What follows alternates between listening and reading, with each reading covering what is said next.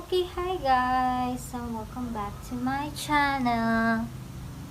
Wait. Okay, hi guys, welcome back to my channel.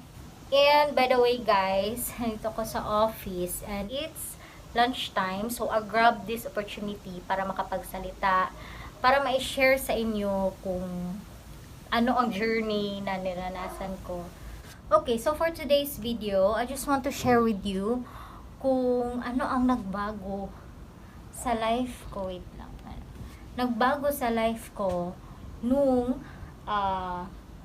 umabot na ako ng 500 subscribers. So, way back sa history kung saan ako nag-start nag-YouTube channel is year 2017, I guess. So, doon talaga ako nag-start na mag-video. And, college pa ako noon guys. One day kasi, doon kami sa may lobby, sa mga classmates ko. Kasama ko mga classmates ko kasi vacant time. College pa ako noon. May sumikat na vlogger, YouTuber or vlogger. Cebuana siya guys. Like, doon ako na-inspired na parang gusto kong gumaya sa kanya. Like, gusto kong maging vlogger or YouTuber, like ganun guys. So, ayun, doon na nag-start yung YouTube ko. Actually, gumawa na ako ng YouTube channel way back 2017 but I delete some reasons, like personal reasons.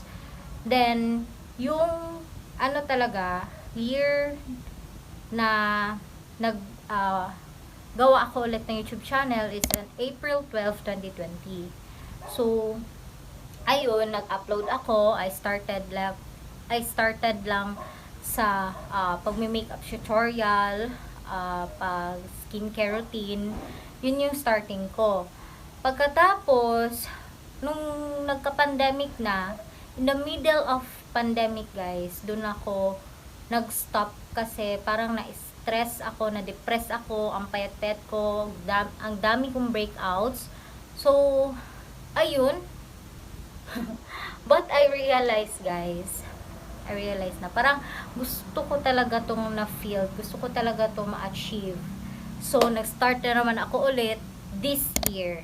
So, nag-start ako mag-upload, nag-start akong maggawa na naman ng content. So, mas aggressive ako ngayon na gumawa ng mga vlogs, guys. So, I started na from zero talaga. Zero, I started zero, naging 32 subscribers, 200, 300, and currently, I have 700 plus subscriber na. And I hope na tumaas pa yung mga subscribers ko. So, ayun guys, as of now, ipapakita ko sa inyo na, wait lang. I have a views of 74.6 thousand and a watch time of 335 and a plus of 273 added subscribers. So, thank you so much guys for always supporting me. As in, like, nagsimula lang ako sa wala. But then, I know I have to pursue this. No? Igagrab ko na tong opportunity. So, ayun na nga.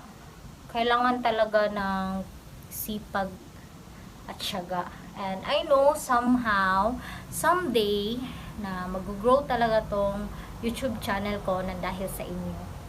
At pagsisikapan ko yan guys.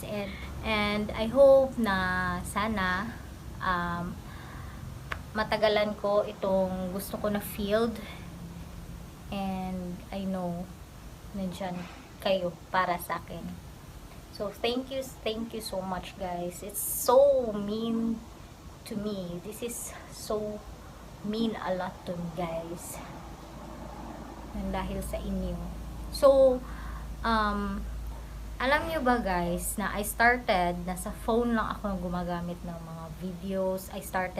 I edited din sa phone ko, like grabe yung pagkaano, ano bang tawag dyan, grabe yung sipag ko na And until now guys, ang gamit ko pa rin ay is yung phone ko. But I have a camera pero nasa bahay lang. Hindi ko dinadala. Pero iniisip ko na mag-upgrade ng camera someday pag may budget na. So, ayun nga guys, it's okay to use phone. Basta okay lang yung quality at nagkakaintindihan tayo dito.